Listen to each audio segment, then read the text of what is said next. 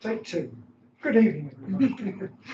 Welcome to the seminar. This is Joanna Kellond from the University of Brighton, and she's talking on psychoanalysis. Postmaternal. Yes, thank you, Del.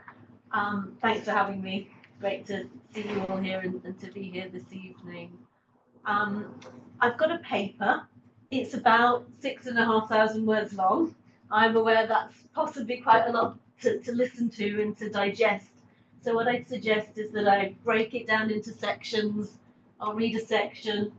We can have a bit of a chat about it if there's anything kind of coming up or anything you want to clarify or any associations that you have to it. And then we'll move on, and I'll keep an eye on the time so we don't get too carried away in the discussion and go over time.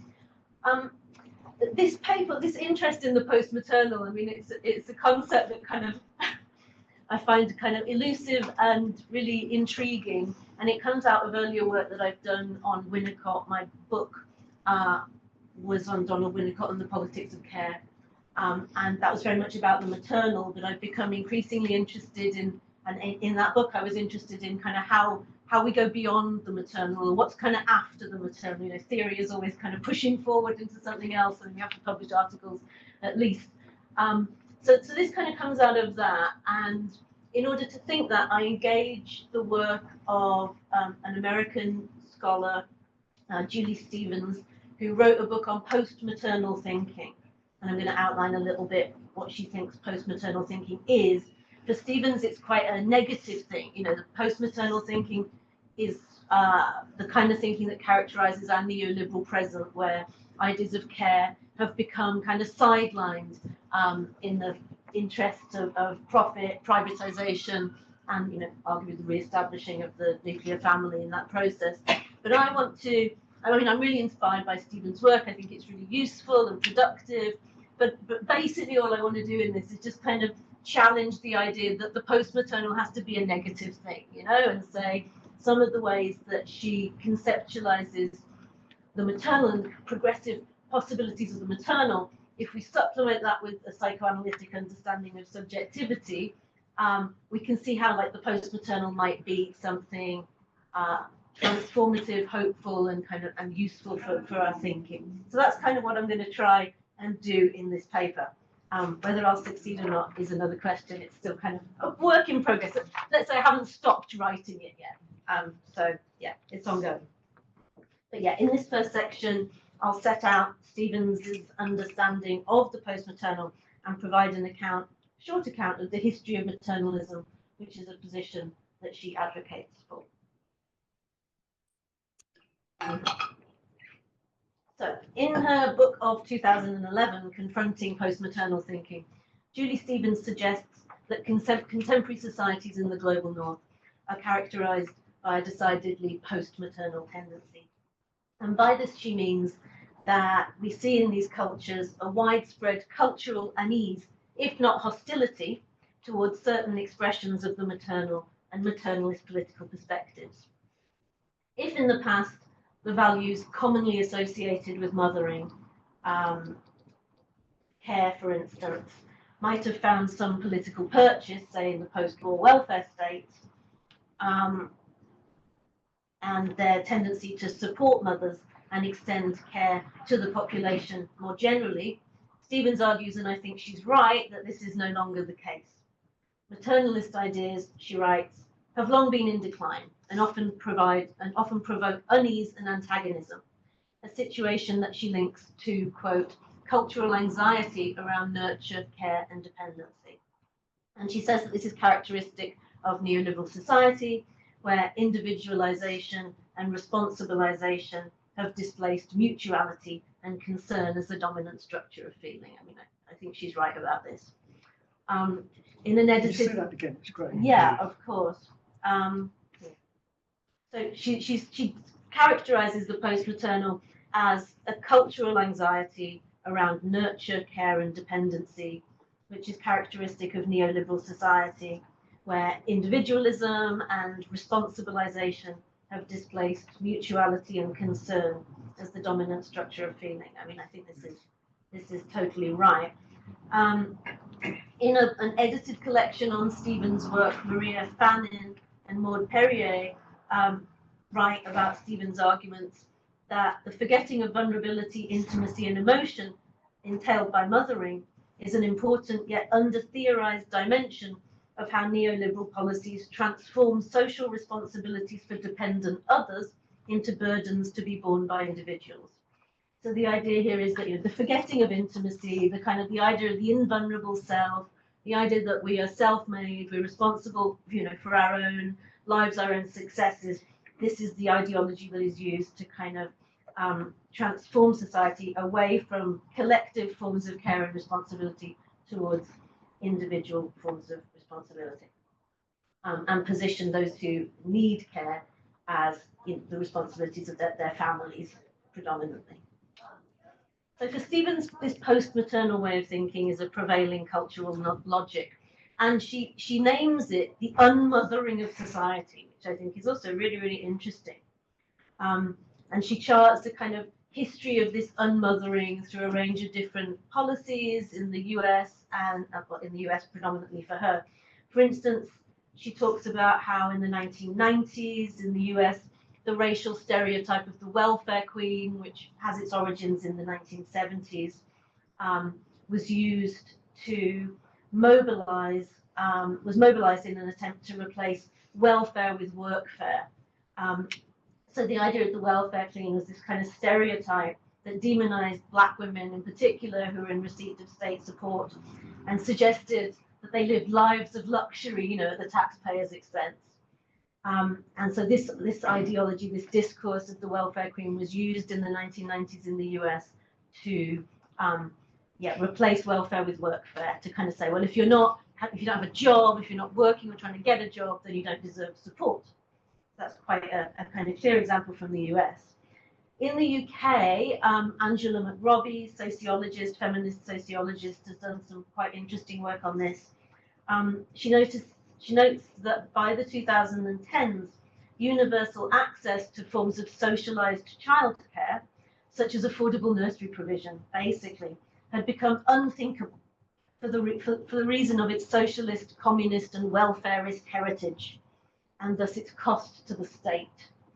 And McRobbie traces this stance back into the policies of New Labour, and she argues that the dismantling and discrediting of state support for mothers through the provision of nurseries, for instance, that happened during that period, underpinned a much more kind of fundamental turn away from welfare. So first of all, you kind of cut the care to children, and that kind of informs a way of thinking that gradually comes to position all kinds of welfare provision as deeply problematic, as suspect, and something to be avoided. Another way that we could think about this would be to think about it as a kind of hatred of dependency. There's this we see in contemporary society and in the kind of neoliberal policies of the last 40, but definitely the last 20 years, a kind of hatred of dependency and a reaction against dependency. I'm just aware of time. So for Stevens, by the 2000s and 10s, post-maternal thinking had also come to characterize mainstream feminism.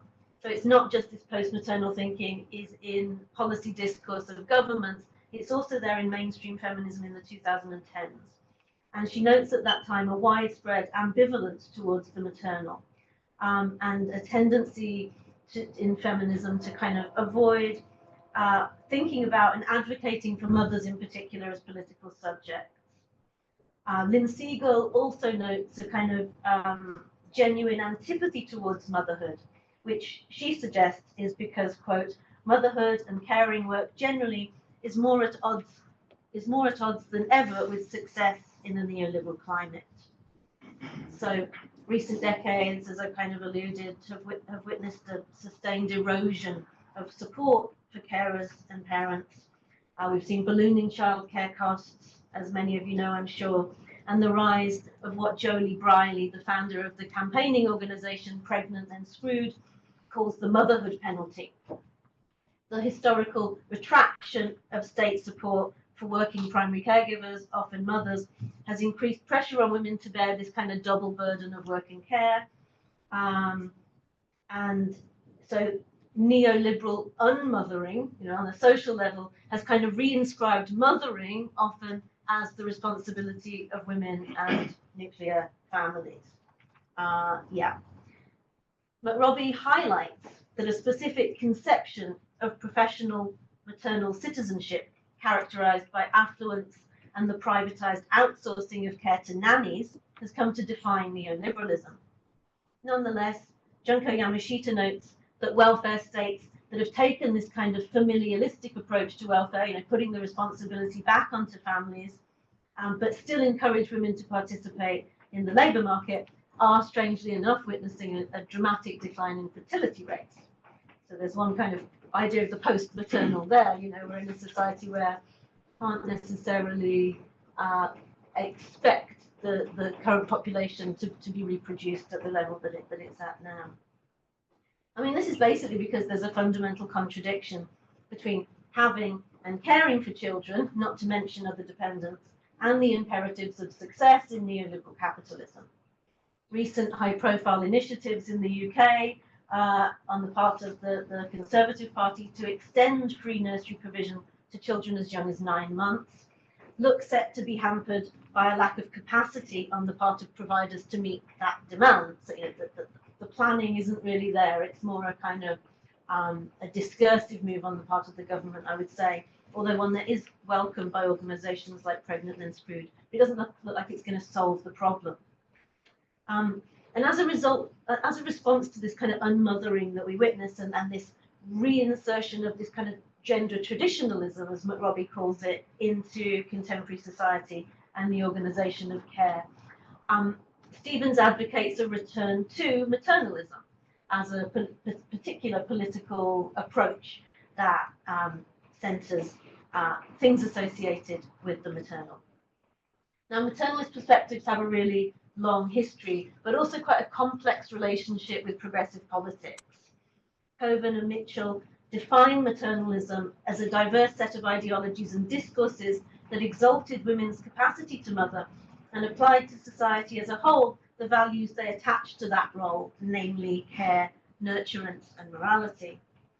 Maternalist approaches to politics and state provision developed first of all in the 19th century, and they were often advocated for and promoted by women. However, maternalism has never been kind of univocal. It's never been kind of just a progressive movement. On the one hand, whilst it might, some maternalists from the 19th century advocated for the means to support mothers, women working outside of the home, some also used the kind of celebration of maternal values to try and reinscribe women's role within the home. So there's always this kind of Janus-faced quality to maternalism. Sophie Lewis, a kind of contemporary Marxist, abolitionist feminist, writes that maternal feminists, maternal activists, and femo-nationalists have served for centuries as prime movers of world systemic evils such as white supremacy, spearheading imperial and settler colonial projects of racial uplift and eugenics. In the UK, both during and after the First World War, maternalism had both patriotic and progressive forms that saw some women advocate preserving the race by propagating future generations of workers and soldiers, whilst others kind of used the values associated with the maternal to advocate pacifism. So, there are always these two ways of thinking about it. And I think in this split can be discerned a persistent fault line between maternalism's capacity to reassert the gendered colonial division of labour and a sense that the values and experiences that collect around maternal caregivers are socially important and potentially transformative. And Stevens draws on the latter approach, thankfully, in her work. And that's what I would talk about a little bit more in the second section. But maybe before I do that, maybe we could just pause and see if there's anything people wanted to pick up on. I'm aware it's probably already quite a lot, and there's like 3 sections to go. Could you say Yeah. Just what you were saying at the end, which I just couldn't keep hold of. Of course.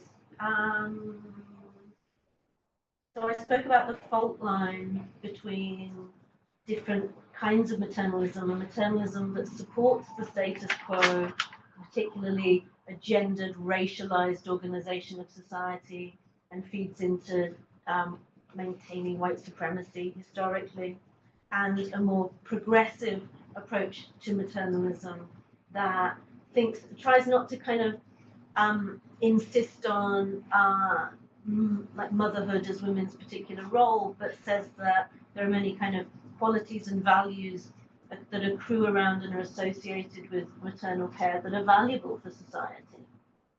And Stevens draws on that latter aspect of maternalism in her work. She wants to counter the kind of post-maternal moment that we're in now with a return to the maternal. She wants society to kind of embrace values of care, dependence, relationality.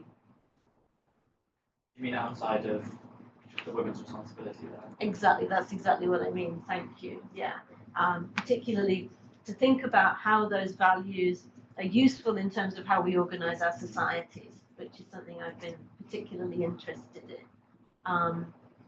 So, you know, historically my work's been around Winnicott. Winnicott very interested, psychoanalysts very interested in the mother and kind of putting the mother's role in development back into psychoanalytic theory, particularly focusing on the importance of care in that process. But Winnicott also kind of took his ideas about care and used them to think about society and how we should organize public institutions. So arguably he was a maternalist because he thought, you know, infants need holding, they need care, they need support, they need continuity. We also need, you know, social institutions that provide those same kind of qualities for citizens.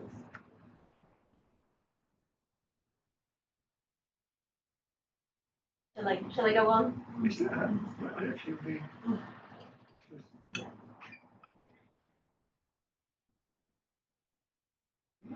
Maybe you're going to come on to this maybe you want to talk about. I suppose, so I think you can get this idea of the value, politically, ideologically, whatever, in society in general. Do you have any thoughts about the implications for the consulting? Yeah. I mean, it's not in the paper. It's not in the paper very much. I mean, it does come up a little bit, but you know, for Winnicott, psychoanalytic psychotherapy was the provision of a holding environment. Yes. And I think that one of the things that that Winnicott informs my thinking about here is that it's not, one of the things I want to get onto, you know, it's not only mothers who mother, basically. Lots of people mother, psychotherapists mother, arguing. To what extent the provision of a holding environment was for the analyst, yeah? And to what extent would it be seen that the idea of the patient, the client, providing the holding environment? I do. Because that, I mean, and to what extent would it be what's the responsibility of the analyst to those possibilities on that one? Do you mean Del, the responsibility of the client or patient for holding others outside the therapy? Yes. And therefore, more to what extent it should be the analyst, the therapist's responsibility for the responsibility of the patient client to consider more. Yeah, I would absolutely agree. I mean, I think from an object relations perspective, one of the things that the analyst is there to do is to facilitate, you know, a state of mature interdependence on the part of the analysm, which involves the capacity to care, you know, to care about and for other people. But it's dangerous, isn't it? It's precisely what you said at the beginning, is to promote individuals. The people then who are in therapy are able to get more resources than those who aren't in therapy. Clear of their desires and go after them. Well, yeah, exactly. I mean, this is why we need both kind of socialized forms of therapy and psychoanalysis. But there aren't. No. I know there aren't, but you know, we can imagine in an ideal world what society would look like. I mean, it would have subsidized forms of therapy, but one of the things I want to kind of get at, and there's just so much one could say in this paper, but is that the experience that one has with a maternal caregiver is not unique to that situation. One can have similar experiences with a therapist, with an analyst, of course, but also potentially with the kind of holding institution, which is probably the kind of reach, the biggest reach that I'm making. Yeah, I mean, those principles are really fundamental to how I think about this. You know, we need holding in order to flourish. Right. The danger is that psychoanalysis, psychotherapy, do the complete reverse, that they enable the person to use it instrumentally against others. Use it instrumentally against others, what would that look like? Well, it would mean that they would have to end up with a guardian reader with the assets and the argument. You know? I mean, of course, in our contemporary society, those who can access psychoanalysis are generally more the effect of psychoanalysis helps the patient client hopefully breathe more easily. Yeah? Oh, you mean to be less bothered about the world? How much do they? I'm really, okay. Yeah. Well, yeah. I mean, in my book, and again, it's more about social holding environments, but I mean, it might be that one can develop the capacity to care, and then you can just like go, well, I'm not going to care. But ultimately, in the book, I was trying to argue that if we want to develop a caring society, we have to provide people with holding environments that allow them to develop specific qualities that they will then kind of use in a kind of virtuous circle. I mean, it's quite optimistic, but the argument would be that one can only get that institutionally, which I think I'm talking about. If people see the need for it and the responsibility that should be provided. Yeah, which is why we need discourses, discursive interventions that make that case, I would say. Therapy situation could be one. It could be. You might say it shouldn't be, it's too much of an agenda. There's a lot to think about there. Let me get on with it. But, yeah, I mean, these are all things that are kind of this is what we're interested in as well. Yeah, of course. Okay, so the next section of this paper is about positioning Stevens in relation to the revival of feminist interest in the maternal, and particularly looking at how that work emphasizes the distinction between motherhood and mothering. So Stevens' endorsement of a return or a renewed maternalism aligns with increased interest in maternal politics in recent years. As Lewis puts it, matricentric feminism has recently undergone a revival. And Lynn Siegel reads this as at least in part a response to the unmothering of society that we've witnessed in recent decades. Lisa Baretza, who's also been really, really influential and important in promoting maternal feminisms in recent decades, and particularly psychoanalytic ones, affirms that the maternal has become a prominent object of feminist research with a wide range of conceptual preoccupations. There's a lot of maternal work on mother work, maternal practice, maternal desire, maternal identity, subjectivity, and maternalism, and they're all kind of slightly different. Now, this work that's going on today, or has been going on in kind of the last 15 years or so, draws on work from the 1970s, where the maternal was again quite a serious object of interest. Adrienne Rich's book Of Woman Born and Anne Oakley's From Here to Maternity on Becoming a Mother are examples of this tendency. And Rich introduced in that book a really important distinction between motherhood as a patriarchal institution or an ideology and mothering as a kind of experience and practice. And this distinction has been really important in contemporary feminisms. Rich didn't write a lot about that distinction between motherhood and mothering, but Andrea O'Reilly, another important maternal feminist, stresses that Rich's intervention cleared the space for thinking about mothering as a site of power and resistance. If motherhood is a noun associated with bloodlines and proprietary relations, you know, the idea of a kind of biological relationship between generations and a kind of instinctive desire to care for one's own progeny, the idea of mothering represents a practice of care. As the historian Sarah Knott suggests, mother is a verb rather than a noun. So Stevens is informed by this kind of work, and when she calls for a renewed maternalism, she seeks to avoid alignment with the problematic kind of maternalism that I evoked earlier, which she describes as an anti-feminist popular revival of domesticity or renewed discourses about the moral mother. Rather, she is interested in a vision of maternalism that emphasizes mothering rather than motherhood.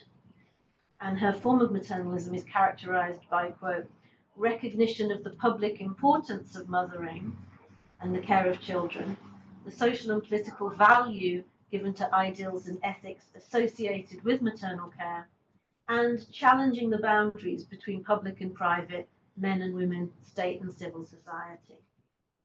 So in formulating this approach, the theoretical resources that Stevens draws on are decidedly kind of unpsychoanalytic.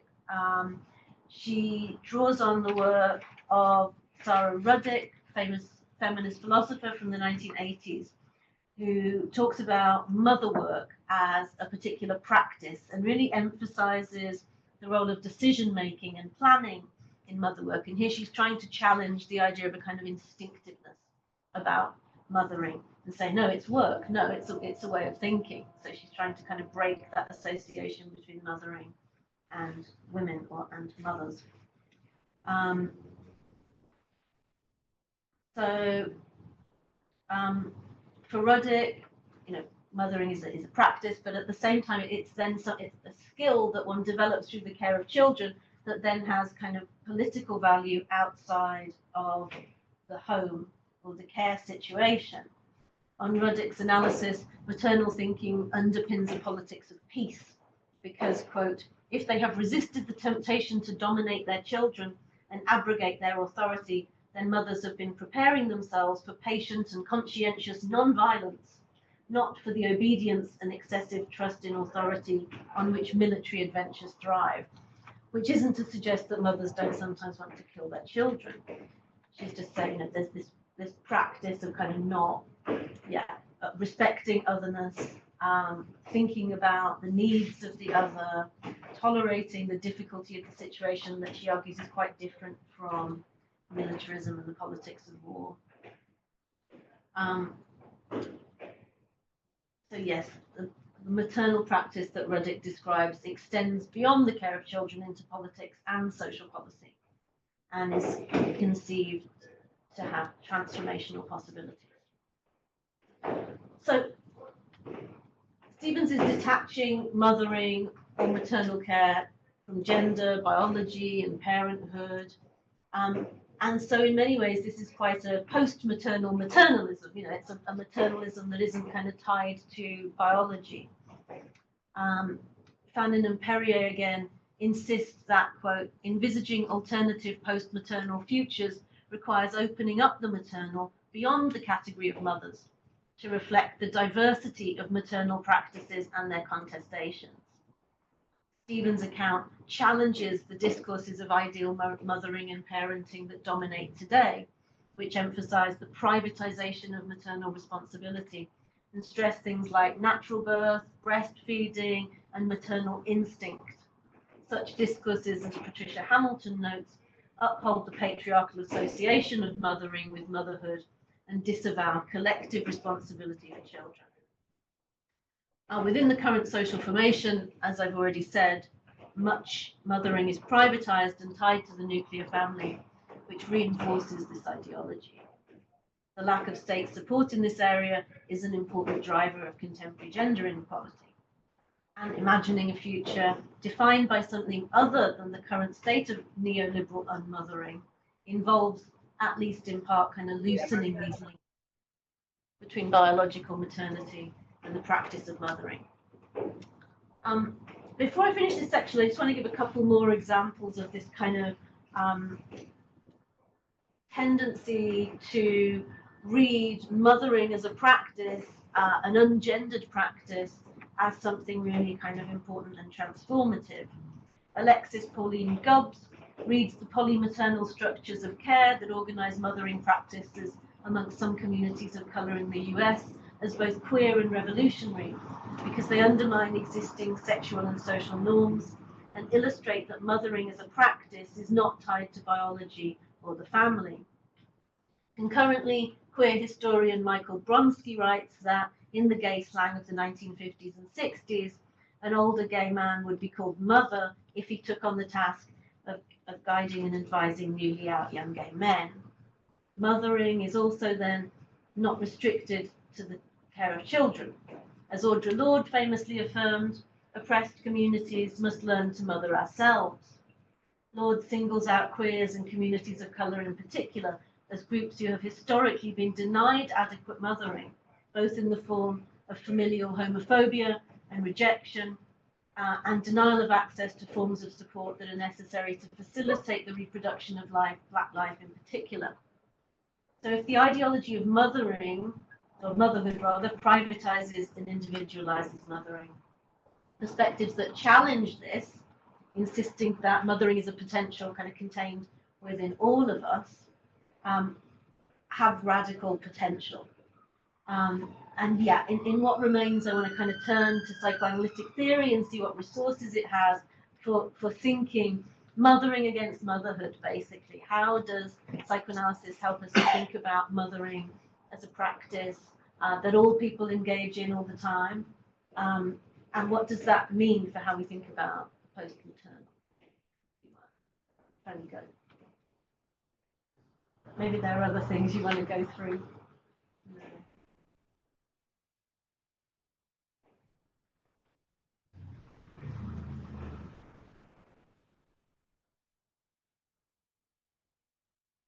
I find myself, I don't know, is this separate, I suppose, but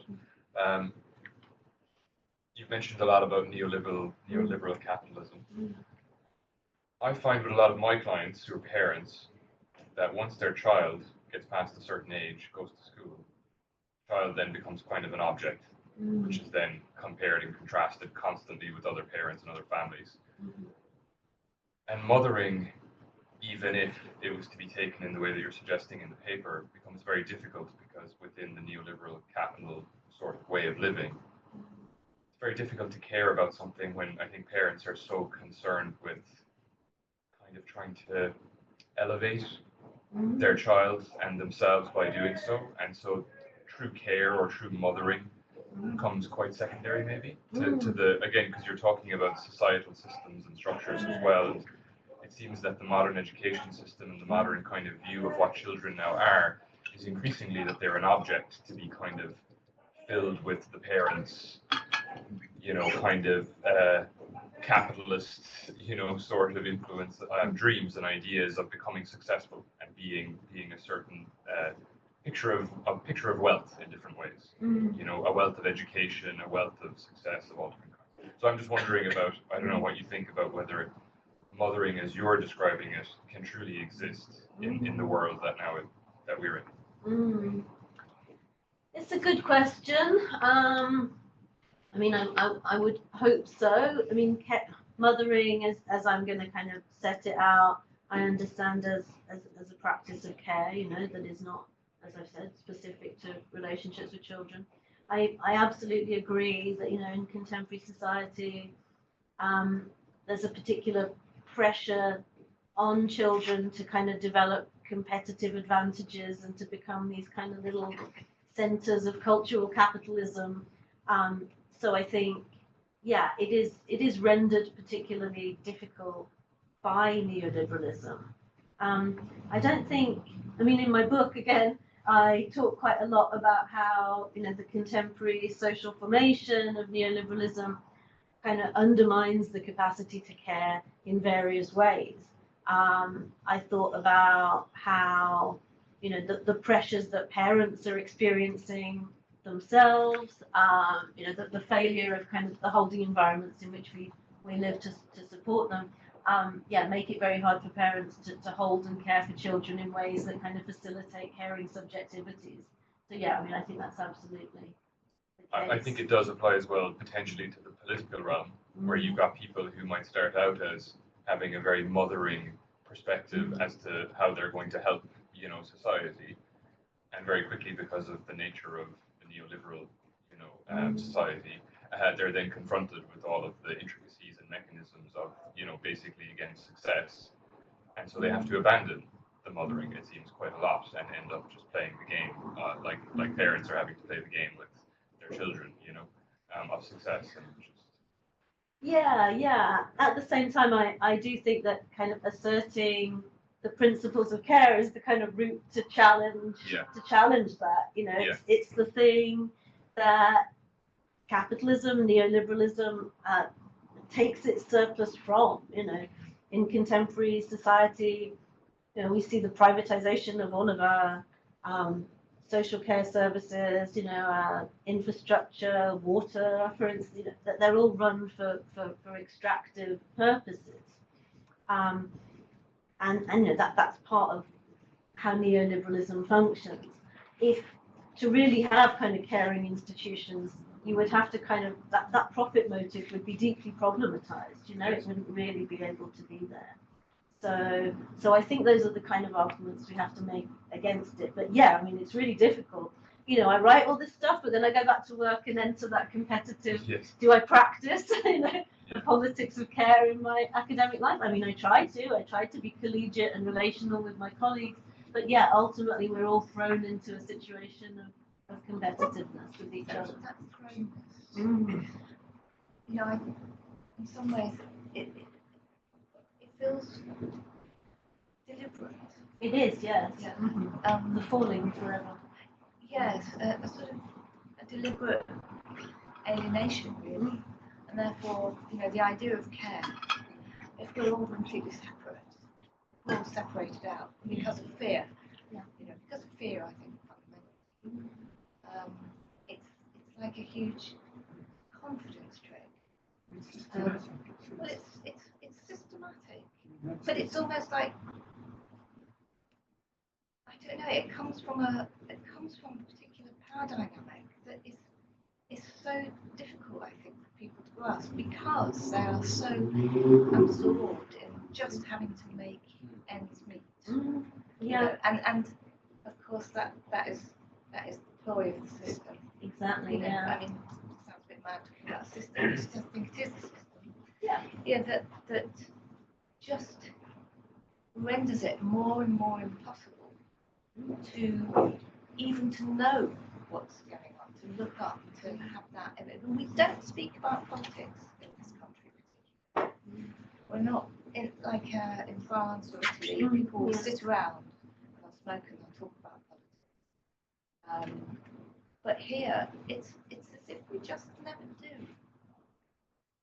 And you know, I just think that that's a denuding of the capacity, you know, to understand the loss. Yeah. Yeah, which has been around, I think, probably for, you know, a very, very long time. With that small interregnum after the war. Yes, exactly. It's You know, kind of high point. High point, you know, but I wonder how much Americanization as well has been. Yeah, it was made possible by, you know, the Marshall Plan and American funding, wasn't it? Anyway, you know, like that post-war welfare state, it was a bubble with itself. Yes, I think the Americans, they were a double-edged sword to some extent financially after the war because we opened so much as well. But you know, there's something that it feels fear, never being able to get out of it. Yeah. Because it's so brilliantly composed. Yeah. have lots of things I would like to say. I mean, yeah, we're kept like on the brink of unthinkable anxiety, you know, as Winnicott would say, that we, and which precludes the capacity to think. There does seem to be a sort of planned way of attack on the Joanna's. Yeah.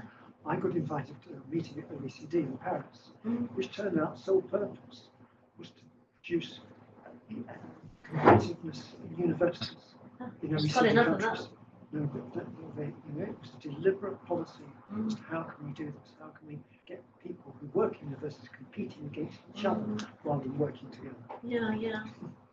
I mean, how we solve it is another question, and I think, you know, talking about it, creating those kind of spaces of reflection and containment is really important. In my book, and maybe I'll kind of briefly talk about it here, you know, I do think it's particular policy proposals and interventions. You know, I think I advocate for things like universal basic income, a 4-day week, you know, because I think that those policy proposals represent forms of kind of collective holding or collective mothering, if you want to say the language of this paper, that create the space for us then, for relationships to exist, to evolve, for there to be kind of non-competitive forms of relationality. You know, if we have a kind of baseline level of sustenance, then we have more freedom, ultimately. We're not kind of like desperately trying to meet our basic needs. So that's where I think it has to be at that kind of level of kind of policy. Well, that's how I think. Up here as well as here. Yeah, so but they're fundamentally interrelated. Yeah. I think it has to be grassroots up. You know. Yeah. Excuse me, may I ask a question? Hello. Hi, I'm on the screen. I'm on the screen. How does the notion of nanny state fits in with this notion of mothering? Thank you. Yeah, that's really interesting. I mean, I think the idea of the nanny state is fundamentally a post-maternal way of thinking about the state, because it suggests that, you know, it presents the state or a particular conception of a state that holds its population as fundamentally kind of controlling and interfering, you know, as a particular kind of mother. And it tries to advocate for, you know, forms of individualism rather than forms of kind of collectivity. So I think positioning a state that looks after its citizens as a nanny, is a fundamental kind of ideological attempt to discredit the holding maternal functions that the state might legitimately perform. Which isn't to say, you know, I'm not romanticizing the state. It's not like I don't see that the state can also do bad things. But yeah, I'm very suspicious of the idea of the nanny state. The state, for example, imposed a lockdown. Yeah, it did. In the name of caring for the subject, for the people. Yeah. It did, yeah. I mean, I don't see that as an example of an excessive intervention. But maybe you disagree. But maybe sorry, I'm getting quite an echo on my end. Are you hearing me coming out twice? No. I'll have to just try and ignore it. I don't know what Diane is trying to say is something that I've been thinking about, which is that there are probably many mothers who would see maternal as something completely, or at least encompassing a lot more else other than what you're talking about today. Like grounding their children, you know, for example, is maybe what Diane was kind of saying, you know, and that maybe that there's something more rich and deep that we are being able to talk about by just the term mother and maternal. I'm not sure I've quite got all of that. Yeah. That you're kind of cutting out a little bit. Oh, right. Okay. Grounding. Am I clear signal? Kind of 90%. Could you say it again, please? that would require me to remember what I've said. I guess I'm wondering if the language of mother is actually, and maternal, shuts down talking about a more universal way of talking about care and what people can provide to other people. I find the words mothering and maternal quite jarring. My mum is nothing like what you're talking about. And so I keep thinking of my mum who's nothing like this and so what it does is, as someone used the word alienation a minute ago, and then I find myself alienated a little bit from what you're saying. But I'm also thinking, well, actually, this type of mothering, what you're talking about, I'm like that to my clients. But that doesn't then feel like I'm mother. I don't feel like I'm mothering my clients, because for me, mother has loads of connotations that I don't feel comfortable with. But this is, hey, that's just my personal experience. No, thank you. No, absolutely. I think it raises a really interesting question, which is kind of what I wanted to move on to now, to think about, you know, what actually is mothering, or how am I using it? How would I define it? Because I think insisting on its relationship with a broader understanding of care is kind of fundamentally what I want to do. I want to kind of which then makes me, so I want to say, and maybe you'll answer this, but I'll shut up in a second. Do we need the word?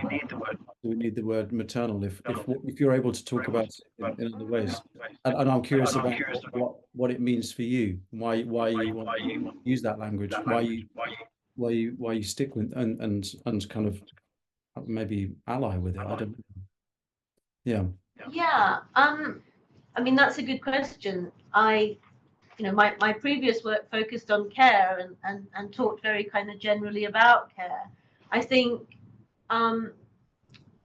one of the reasons I'm using it is because this work kind of comes out of, or is at least in part, a response to Stevens, and it's central in her work. I think also because I'm quite interested in the organization of care in our societies at the moment, and particularly the privatization of care in the nuclear family, as well as its kind of financialization in more public forms. And I think in those contexts, as I've been kind of trying to say, the ideology of mother, there's this kind of reassertion of a kind of gender traditionalism that's going on in our society at the moment, where because social support networks are closed down, the responsibility to care falls back on the family, and then is often, in many situations, very gendered. So as a result of that, I'm trying to demonstrate how this thing called mothering, that supposedly is something that women do, is actually a kind of much broader thing that we can all do. Yeah, I can hear you going down that route, but I think there's an ironic sort of trap you might fall into. Actually, you're just perpetuating this thing of staying with the gender, using the word mother.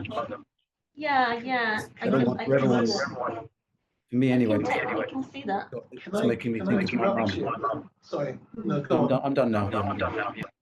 So just, I mean, I think I'm making some sense of what you're saying. I think I understand it. And I think that it's, what you're doing is really important. And I want to sort of find out some more. But what I think I understand, and what I've been trying to think about, is that I wonder if you start with mothering, you get into something that's quite difficult, because there is something, isn't there, about how it already starts somewhere. It already starts somewhere culturally. It starts with, this is the role of mother, and there's not the role of father. And I guess I'm thinking that what's the proverb? It takes a village to raise a child. So that it starts in something kind of nuclear family as well, in a way. Yeah. So I mean, I'm not saying that that's sort of that's sort of a great sort of comment or objection, whatever. But it's interesting, I think. No, I mean, I think there are tensions, absolutely. Thank you. Sometimes I feel like I'm kind of tying myself in knots with this paper a little bit. But I started it, so I would finish it, as a piece of writing. It's from a feminist perspective. It is, but it's also, I guess for me, maybe as I'll kind of get on to now, thinking about how subjectivities develop is really fundamental, and in making theories about how that happens, mothers are often kind of very, very prominent figures, or ideas of maternal care are very, very prominent. So that's where the psychoanalytic Yeah. notion of the emergence into subjectivity is Exactly. solely based on a particular paradigm of mother, father, child. It's a triangulation. But I think Winnicott is very clear, isn't he, that it's not, and this is your field of expertise, that when he's speaking about mothering, he's speaking about anybody who is looking after the child. And I'm often struck by, he doesn't quite often mention grandparents, but he talks about aunts and uncles, godparents. He talks a lot about godparents. And so I think, but I do think it's interesting that the words we use, I often think, particularly today when there's so much conversation really about gender, what that means. It's an issue of fathering, isn't it? Well, I mean, but that of course creates ideas, doesn't it, about what father does and what mother does as separated out. And it's almost like when you think about women, men, boys, girls, whatever, it's almost like you might write a list of characteristics and just divide them into two. It's, but of course that's not a representation of human reality, which is very much a representation of social reality. So I do wonder about the notion of mothering and how often people do associate with actual mother. Whereas in fact I don't think, particularly in the case of Winnicott, that it was meant to be about the mother in particular, although he does speak about the vulnerability of the mother. Yeah, I mean, he uses the word mother all the time, but he makes the case repeatedly that anyone could perform this function. He does talk about the father as the father for the baby child. As the holding of the dyad. Whereas it's somebody that the child has is important to have to hate. Say that in some way. Yeah. Well, the child definitely hates the mother. I think he was saying that's one of the important roles for the father. The father represents the outside world in his theory. Obviously, it's one of traditional nuclear family arrangement with the and a psychoanalytic trope, really, about father's law. Yeah, absolutely. And the need for triangulation. And all, yes. So I think psychoanalysis is stuck in that. Maybe, yeah. Not all, obviously, but I think quite a lot of it is stuck. I think there's a risk that mothering becomes displaced as women try to break free of mothering, which is they've been very kind of suppressed by patriarchal ways for years, and you can understand this need, this desire to break free of that mold, and yet there's that horrible risk of who parents. And I saw something in the news recently. There's this couple both earning quite a lot of money, and they were both complaining that even though they earn lots of money, they don't have enough to afford to have a nursery look after them. They both want to work. They both want to go back to work, the mother and father. And they're saying this is unfair. The state's not looking after us. It's not allowing us to afford other people to look after our children. And I looked at it and I just thought, well, why aren't either of you looking after your child? Well, probably because they've got a massive great mortgage. The stuff. entire capitalist structure means that you're absolutely in a position where you just the idea of one parent, especially in London, just being able to stay at home and look after a child. I just don't know how that happens. I don't know. No. I don't even think it's very good for coming from a culture where it is much more society holds. You start nursery when you're about 9 to 12 months old, because everybody has to work. And everybody should work. Otherwise, you will not have the equality of men and women. If women have to stay home, she has to live on his wages. She's always having to be doing what he wants a lot because she feels beholden because he brings home the money. So to have an equal society, you must have very cheap childcare for everybody. Or a different fundamental belief in the sense that that's predicated on the notion that the power lies with the money maker. You know, that money is the more powerful, and that care is the subject, or the subject. So, you know, there's something about the way of thinking, the way in which society is constructed, that, you know, of course, you know, it's been around so long, hasn't it, that you know, the main breadwinner has the power, because we associate money and power. We don't associate. I think I heard Jo also say that she was making a distinction between mothering and motherhood. And in motherhood, I think it traps in a lot of more about capitalism, and whereas mothering, which in a way maybe does away with the gender because it's maybe suggesting something more about the traits of a person or being with others. I find it really, I think it's so complex because on a personal level, just hearing women want to break out of being mothers, I actually get this quite guttural reaction. I'm like, no, you need to be a mother. Yeah. How dare you? Yeah. You know, I think that's why there's all these kind of, especially young men, you get all the incel, Jordan Peterson-esque community, because they're having a backlash against women breaking free of their traditional role. Which is motherhood, which is saying this is your role they're in breaking society, free of, which is the patriarchy. they're breaking free of motherhood, and it's creating a more free and equal society, but what gets dropped? Care and children. Possibly. I wanted to ask Jo. That's why it's so difficult. Yes. I mean, the father can kiss, cuddle, and put a plaster on as well as the mother can.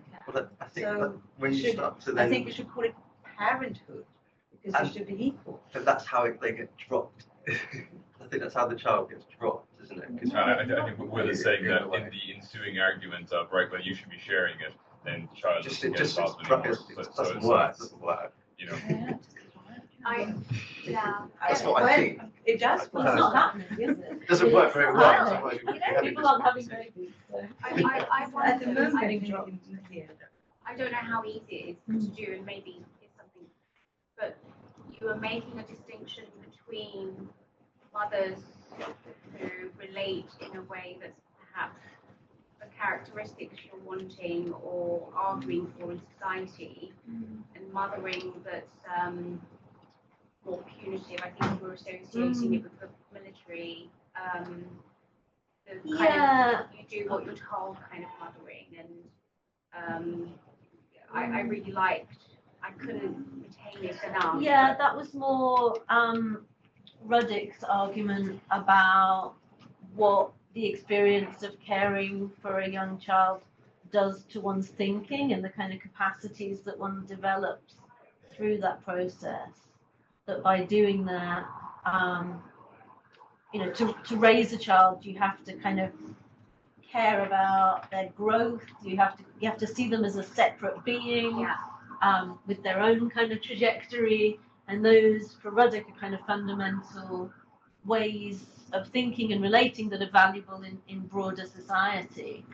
I mean, of course, there are ways that parenting, mothering, whatever you want to call it, happens that are deeply punitive. And what I'm going to argue, and I mean, there's always a question about when we say care, do we mean like the practice of looking after someone regardless of whether it's good or bad? Or do we want like a kind of positive idea of what care is? You know, care is good enough care. But yeah, what I'm gonna talk about in the next section, if there's time, is related to that you know, mothering, caring, the capacity to care that we all have the potential to develop is kind of fundamentally a particular way of relating that involves maintaining one's own sense of one's individuality and also entering a kind of intersubjective space with the other, through which you can try and respond to their needs, which I guess is more relevant for your psychotherapeutic trainings than maybe these broader questions. But I can try and get on. I mean, we're going to struggle. Yeah, I mean, that kind of summarizes the next section in many ways. I'm going to try and get through it as quickly as I can.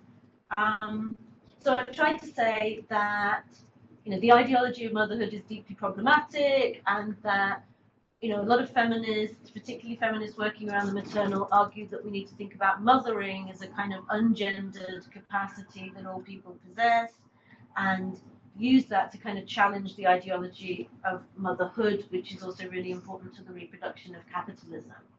And I want to think now just about how psychoanalytic theory can help us think about mothering as a kind of ungendered practice. So I want to turn to the work of Wendy Holloway, who provides an account of the development of the capacity to care that is particularly relevant here, I think.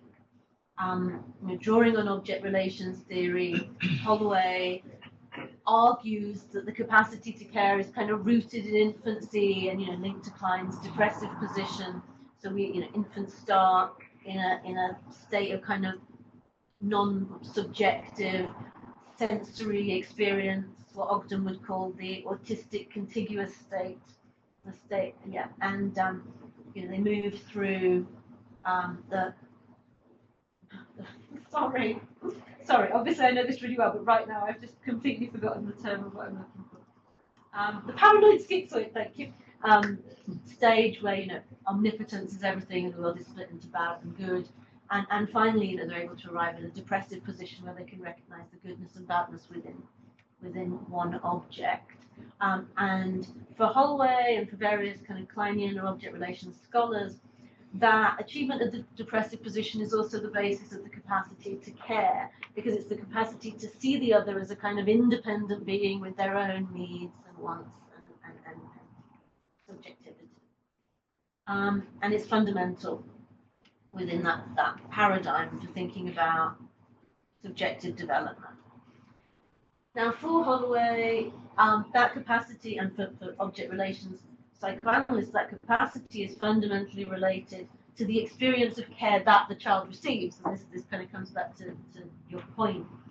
The development of the capacity to care is made possible by the caregiver creating an intersubjective space in which the child's subjectivity can begin to form, where their disorganized feelings can be kind of made manageable, and kind of gradually through this process their subjectivity develops, and they become, if the parent is able to demonstrate this capacity to care and treat the child as a separate other and not kind of impose their own view of the world onto them too much, then over time the child will be able to come to develop that as well.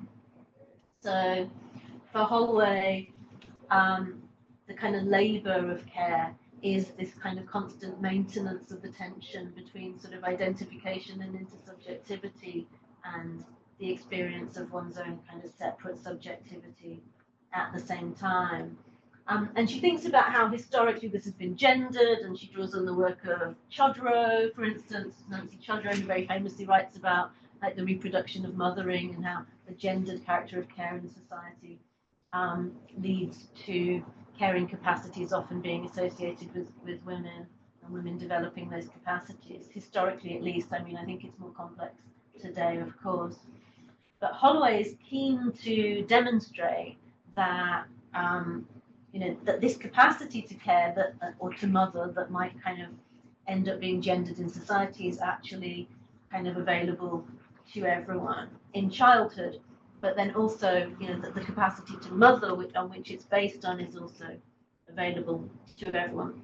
And she describes maternal care itself as a series of capacities to care that, though not guaranteed, are generally initiated in response to the child's need, and which are likely to be developed when good enough conditions, external and internal, prevail. And she insists that the relationship between a person who gestates a baby and that baby are likely to inflect that situation in specific ways. That the person who gestates the baby is likely to be more susceptible to entering that state and responding to the needs. But fundamentally, she's saying anyone can do it. And the reason we can do it is because we've all been through it, however successfully. When we were infants, we all went through it. You know, we all were in that intersubjective state with a caregiver. If we didn't experience that, yeah, we wouldn't. We all experienced it, whether we experienced it well, whether it went well or not. And it's that childhood experience that allows us to then re-enter that state with a child. I'm going to kind of skip over some of this detail. So the encounter with a small infant for Holloway precipitates, the development of this ability to enter an intersubjective state whilst also kind of maintaining one's separate subjectivity. But she insists that equivalent capacities to care can be precipitated by other caring relationships and responsibilities. It doesn't have to be a relationship with an infant that brings us into this state. She argues that in adult relationships, say between friends or partners, caring capacities generally need to be reciprocated in subject-subject relations, and that's quite different to the relationship with a dependent child. However, there are lots of instances of care where reciprocity is less central. We only have to think of Winnicott's conception of the analytic situation, for instance, where the mother-infant relationship is paradigmatic. As Phillips puts it, for Winnicott and those whose work he influenced, psychoanalytic treatment was not exclusively interpretative, but first and foremost the provision of a congenial milieu, a holding environment analogous to maternal care. And one important dimension of childcare that's often mirrored in analytic care is that capacities to care are honed in a changing relationship that moves from complete dependence to adult interdependence. In reciprocal adult-to-adult relations of care, complete dependence is often not at stake, but there are many instances, for example, in the care for the gravely ill, or the terminally ill, or the profoundly disabled, where that might be the case.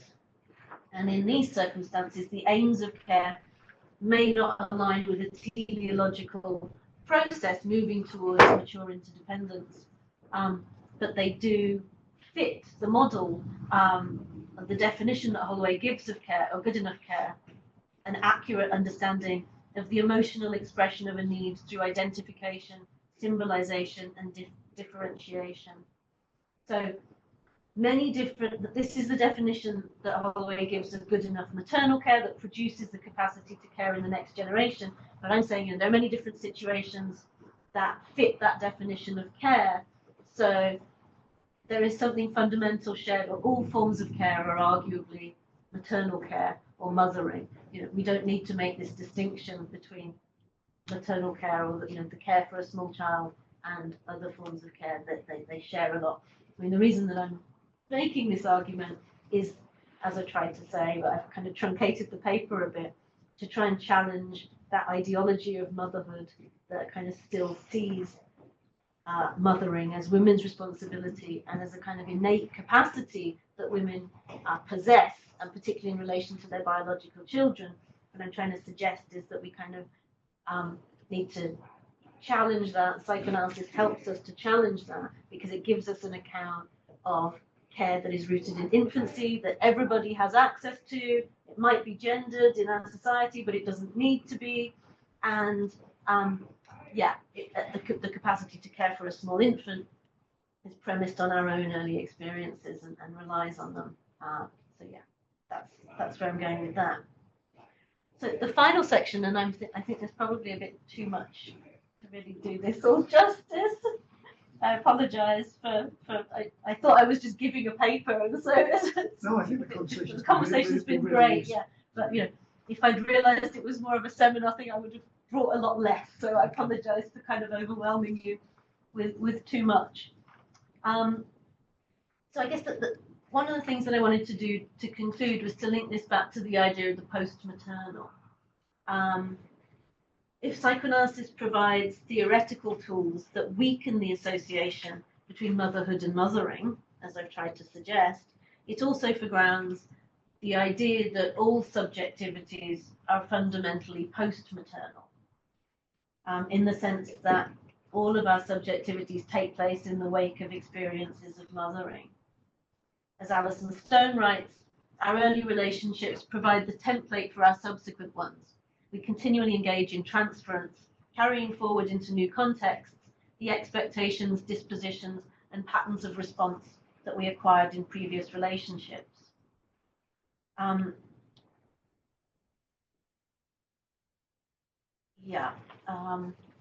Early intersubjective experiences are not stored as explicit memories, but rather in the form of the unthought known, as Bolas puts it, a collection of unconscious intersubjective dynamics that continue to affect our adult subjectivity. So, we're always engaged in these sort of transferential processes.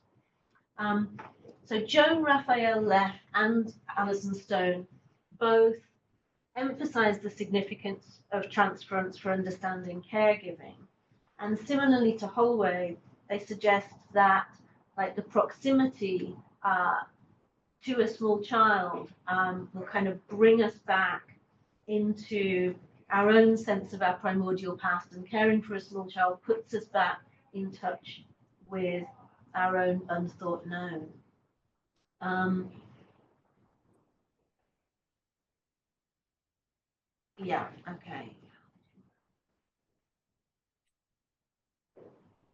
And they, of course, are very scared of that. They have children as a result. But I'd also say that it's not only relations with children that put us back into that state. I mean, I think there probably is something specific about the coming face to face with a small infant, because that's the stage at which those relationships were formed, those ways of thinking and relating were formed. But at the same time, it's something characteristic of all of our relationships. All of our relationships involve transference. So all of our relationships are kind of engaging our post-maternal subjectivity and kind of helping us, or facilitating or potentially allowing a kind of process of reworking of that subjectivity. I want to say something specific about Raphael Leff's work on the experience that maternal caregivers have of this and its relationship with capitalist society. Raphael Leff identifies a link between the transference aspects of caregiving and the organization of care in contemporary capitalism. One consequence of post-industrial urbanization, she writes, is that westernized women often mother in isolation, and this leaves them, quote, at risk of being overpowered by the impossible expectations and emotional forces inherent in the childbearing situation or child-rearing situation. The awakening of procedural memories of early infancy that is occasioned by the situation of infant care comes as a shock to the caregiver, she suggests, because they've had limited opportunity to kind of experience babies before they're kind of confronted with their own child. And so, it can often be quite a lot for parents to bear. So one implication of this, I would say, is that less nuclear environments of care, there would be more opportunities for working through one's archaic past. Less dyadic structures that encourage non-parents to care for children could reduce some of the potential trauma of experience of this with your own child, and provide those non-parents with opportunities both to mother and to work through their own unthought known. And I think this could be valuable for children as well, providing them with a range of different identificatory figures, but also giving them a pool of people who may be more likely to care. If the mother can't care, biological mother, maybe someone else can care. So I think this could have really positive implications. So theories such as the ones that I've discussed in this paper that place the association of motherhood with mothering in question and highlight the kind of post-maternal character of all subjectivities could be important in supporting and justifying policy alternatives that emphasize collectivized care, which is kind of what I'm trying to advocate for, which I would call a kind of post-maternal politics, but a more positive post-maternal politics. The current organization of care wherein the state fails to hold its citizens adequately, sees the family and mothers overburdened, not only responsible for the exclusive care of children, but for much of the provision of social and elder care too. So there's a need to replace this structure with policies that allow mothering in all its forms to circulate more easily beyond the family. And as I mentioned earlier, policy proposals like a universal basic income or a 4-day week have the potential, as Baretza writes, to allow care to circulate as everybody's business. So I guess what I want to suggest is that instead of conceptualizing the post-maternal as a failure, or only conceptualizing the post-maternal as a failure of care, we might reimagine it in 2 ways. First, as the fundamental form that our subjectivities take, because our subjectivities have always been formed in relations of care with maternal figures. But secondly, on a policy level, as a set of proposals that decenter the family, a set of proposals that emphasize collective care and think about how we facilitate different forms of caring relationships that don't kind of depend on the ideology of motherhood and the reproduction of traditional forms of gender. So I think I'll stop there. But yeah, Thank you. there's a lot. I know. I'm sorry. It feels like far too much. Could you say more about Yeah. What's meant? What are the different? Rather like we don't have different possibilities of democracies, of communisms, or socialisms. What about the different forms of collectivist care? Yeah? Because it would be better than something a lot worse than what we've got. You know, it's, I mean, it's just. Have you any thoughts in different ways of what's been researched about different forms? Yeah, I mean, I guess I endorse. I guess I'm kind of quite free about it, really. I think if you create the kind of overarching conditions, then people can kind of make their own decisions about the kind of ways that they organise. But they don't. I mean, I think certainly there's been sort of different types of collectivist care on kibbutz, where people don't make their own decisions. They're born into it. And, True. So, and that's been happening in other places where there's collectivists. It seems to me that needs a lot more thought. Yeah. How would we have what would be helpful and unhelpful to who such collectivist care? Yeah, it's a good question. I need to give it some more thought, I think. What I understand is that collective care is very much like a good example is in communist China, where the party looks after you.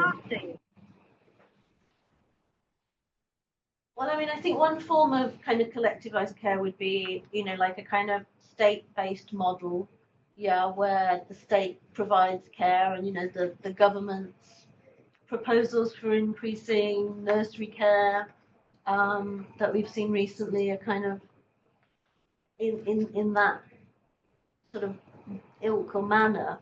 I think I'm not kind of against those forms of care, but I guess I imagine a kind of policies that then facilitate people forming their own kind of structures of organisation. Although the question then arises of why would they want to? Why would I want to look after someone else's children? That would be But I think actually, I just speak from my own experience, that when my kids were little, I had a relationship with another woman, not a relationship, but another mum. And she looked after my kids 2 days, and I looked after her kids 2 days. And that felt, I mean, it's only 2 of us, but it was, it kind of, we did want to do that. And it worked on lots of different levels. And I think if that, that's what I mean in the sense by grassroots, that it's decided I think by, that's also what I mean. But is it not important that you were both the mothers, as opposed to just like people who are being paid, like nannies are being paid, or a group that's formulated to look after children? I guess it was you were both the important children's mothers. to us. It was important to us. I imagine it was important to your children as well. Yeah, although, kids' experience of being in daycare seems okay. You know, they don't seem too sort of right. I think I would advocate for policies that support a kind of model of caregiver parity. You know, I think that models like the kind of state model where the state provides care so that people can work kind of continues to privilege the breadwinner. Whereas I think a policy like a 4-day week or universal basic income kind of has the capacity to cut through that and give us instead a situation where the person who is doing the caring, you know, has more status and esteem in society. So Otherwise, there is that element always, isn't there? So yeah. That provision of childcare is simply an instrumental operation of the state to reproduce itself, essentially, which is what we're now seeing, isn't it? It's like, oh no, we haven't got any kids. Yeah. You know, and there's all these older people who are going to need to be supported, so that, you know, so it's in a sense, you know, that capitalist motion is sort of might be its own motion that collapses it. It's dangerous though, because there's danger of a systemic thinking, yeah? and where the systemic thinking is out that kind of subjectivity, is that mothers have been caught for so long holding together systems where they've been the butt of the system. Yeah? Yeah? And the danger is that one brings in systems that the system works, but it doesn't work for individuals within the system. It's how do you balance providing that opportunity, different possibilities that doesn't advantage one group or one person or one gender over another. So there's some work on like socio-technical systems that can look at, try to get, you know, what's enhancing, what's imprisoning.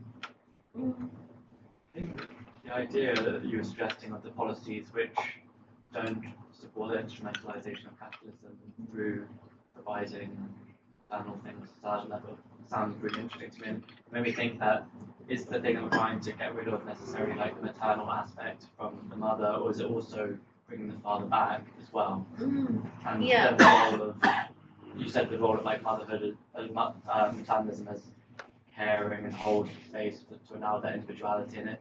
Made me think of, is the problem in our society also one of father not being there for guidance or mentoring or these things, as you said, like not to impose the mother's will on the child or something. Those two things together. The 4-day work week thing, I think, is a good example where those two things could be married. Yeah, I think it's about creating more space for people to care. I'm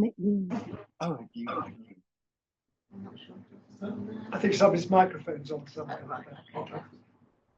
So any final comments?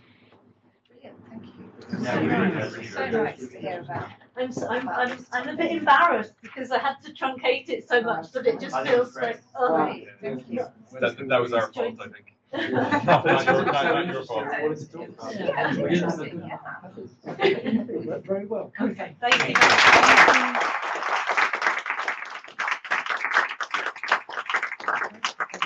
Thanks for all your questions and comments. It's really rich engagement, and I appreciate it a lot. So thank you. Yeah, I mean, obviously, the fact that the fact that we're all commenting so much, I think, is showing how engaged we're all silent now. Okay. So Joe, thanks for our next time is actually this Saturday when Charlie Gare from Lancaster's coming. He was going to talk about Jackie and the women, about Derrida. He now wants to talk about life fidelity, premature birth and desire. Talk about a bit more this evening. Thanks again. We'll have our break now for half an hour.